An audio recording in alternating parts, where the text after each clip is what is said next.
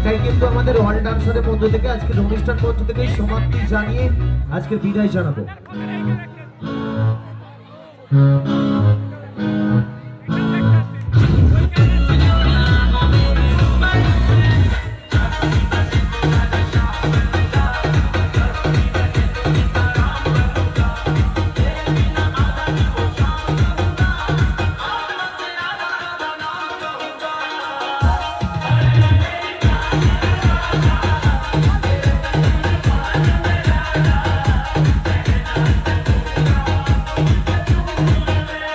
DJ Sidoji.